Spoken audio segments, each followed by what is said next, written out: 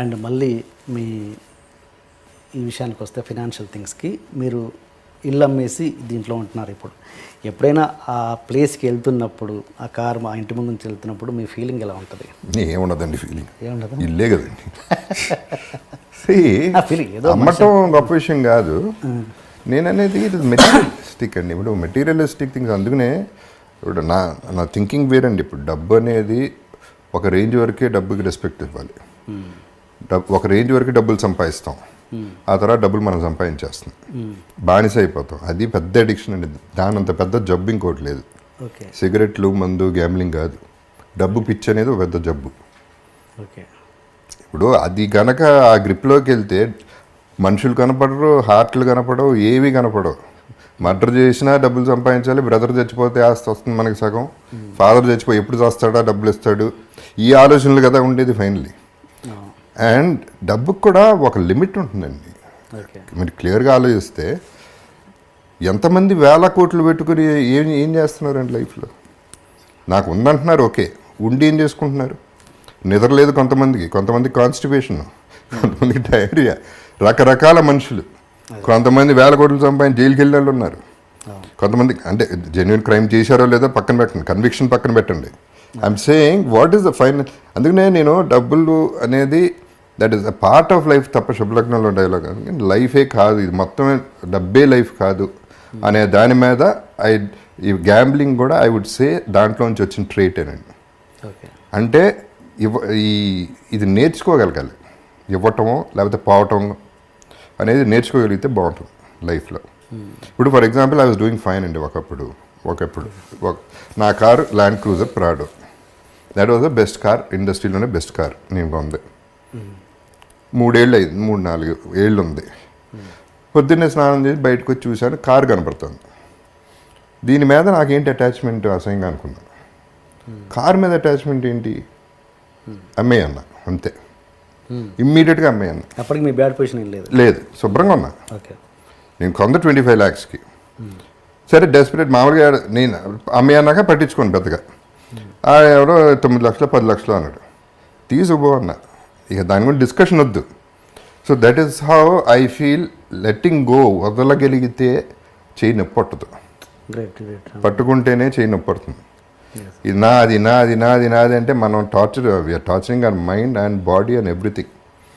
And మిగతా అన్నీ మర్చిపోతున్నాం. ఎంతమంది పేరెంట్స్ని కలుస్తున్నారండి, ఎంతమంది కలిసి ఉంటున్నారు ఫ్యామిలీలో, ఎంతమంది హస్బెండ్ అండ్ వైఫ్ హ్యాపీగా ఉంటున్నారు.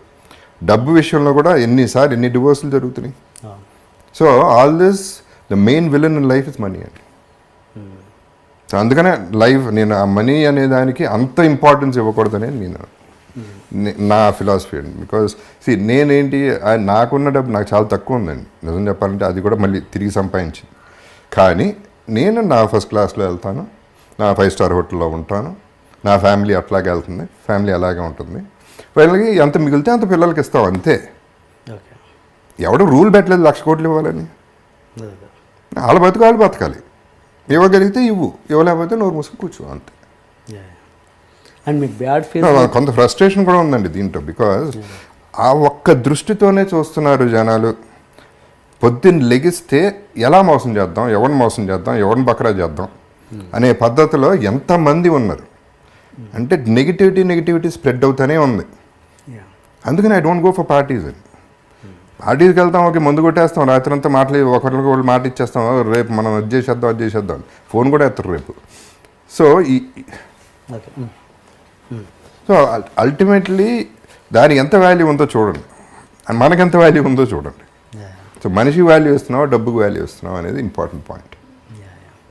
మీరు అన్నారు ఇప్పుడు నా 5-starలో ఉండాలి, నా ఫ్యామిలీని అలాగే.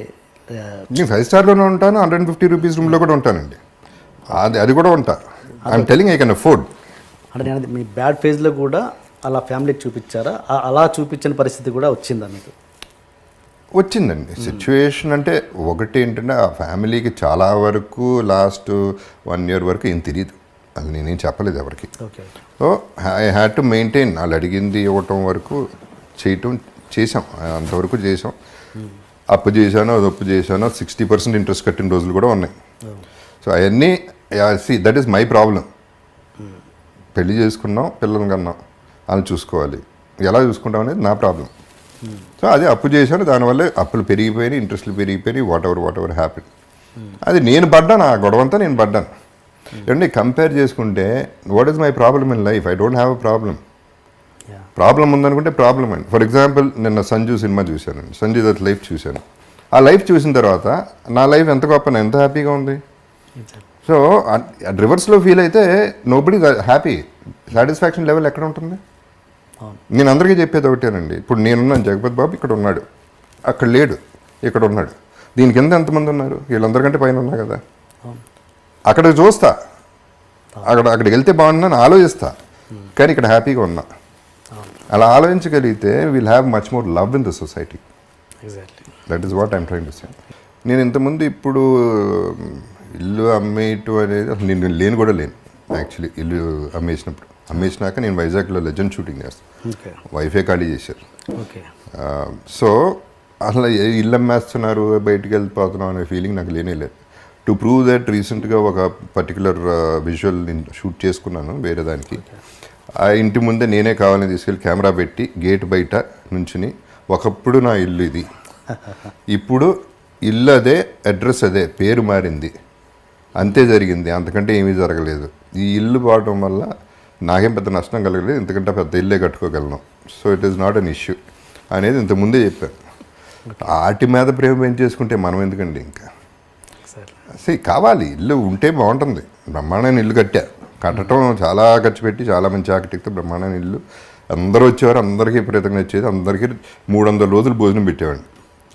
So wonderful times we had, all that is okay fine. But situation అది అయితే ఏమవుతుంది ఏమంటే, ఇప్పుడు హాస్పిటల్కి వెళ్తే పేషెంట్ని చూడటానికి ఒక రూమ్కి వెళ్తే పేషెంట్ చచ్చిపోయాడు, వేరే పేషెంట్ వచ్చేసాడు, పేరు మారిపోయింది, అక్కడ మనిషే పోయాడు అక్కడ. అంత సింపుల్గా జరుగుతుంది. ఇల్లు, కారు ఇట్లాంటివన్నీ అంత సీరియస్గా తీసుకుంటే I don't think you are giving value to your life. ఉన్నాయండి, అన్ని డబ్బులు ఉంటే ఏదన్నా చేసుకోండి లైఫ్లో, ఆల్ దట్ ఈస్ ఓకే. ఆ ఇల్లు మన ఇండస్ట్రీ వాళ్ళే కొన్నారా లేదా బయట వాళ్ళు? లేదు, బయట రమేష్ గారు అని బయట. ఓకే, అంటే ఓకే, మీరు మీ స్టేట్ ఆఫ్ మైండ్ ఇలా ఉంది కాబట్టి మీరు ఇలా ఆలోచించగలుగుతున్నారు. కానీ మీ పిల్లలు, వాళ్ళకి ఎంతో కొంత ఇల్లు మీద అఫెక్షన్ ఉంటుందిగా. That's a very good one అండి. See this is where I have to, అంటే నా ఫ్యామిలీ, నా అదృష్టం మామూలు అదృష్టం కాదండి అది. ఫర్గెట్ అబౌట్ మై ఫెయిల్యూర్, అక్కడ హీరో అయ్యానా, విలన్ అయ్యానా వాకం పెట్టండి. సి బేసిక్గా నేనేం చెక్కుకోలే, నా ఫేసు అలా పుట్టాను, గొంతు అలా వచ్చింది. నాన్నగారు వల్ల సినిమా ఎంటర్ అయ్యాను. మా అమ్మ she deserve the better son than me, అంత మంచిదామి. మా బ్రదర్స్ ఓ పక్క, మా brother sister laws come to my family, వాళ్ళే యాక్సెప్ట్ చేయాలండి. నరకం ఎక్కడ ఉంటుంది? ప్రాబ్లం ఉంటే ఇంట్లో ఉంటుంది, ఆ నలుగురి మధ్యలోనే ఉంటుంది. నాకు ఆ ప్రాబ్లం లేదు. బాధపడతారు, డౌట్ లేదు, బాధపడతారు. ఎక్స్ప్రెస్ కూడా చేయలేదు ఎక్కువ, గొడవ అవ్వలేదు, ఆర్గ్యుమెంట్ అవ్వలేదు, ఏ రోజు ఏమీ జరగలేదు. వాళ్ళు ఒకటే రిక్వెస్ట్ చేశారు, ఇల్లు అమ్మద్దు, ట్రై చేయండి అంది. కుదరలేదు, అమ్మాం. దానికి అదృష్టం ఉండాలండి ఫస్ట్. ఫ్యామిలీ బాగుంటాం అనేది అది అదృష్టం, మిగతా ఇంకేం అవసరం లేదు. ఇంకేమున్నా లేకపోయినా బతికేయచ్చు.